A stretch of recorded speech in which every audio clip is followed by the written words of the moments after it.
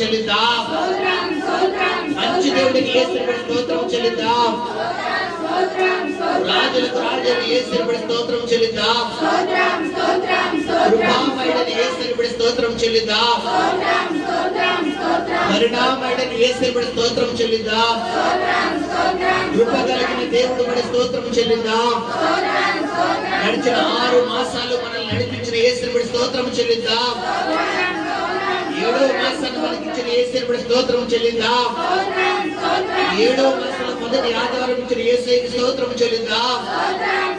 మన ఉద్యోగాల వ్యాపారాల జీవన పనుల పని పట్ల తోడుకున్న యేసుకి స్తోత్రం చెల్లిద్దాం. బిడ్డల చదువులో తోడుకున్న యేసుకి స్తోత్రం చెల్లిద్దాం. ఈ వారమంతా దేవుడు చేసిన అద్భుతమైన కార్యాలు బట్టి స్తోత్రం చెల్లిద్దాం. తండ్రి అయిన దేవుడు బట్టి స్తోత్రం చెల్లిద్దాం. కుమారుడైన యేసు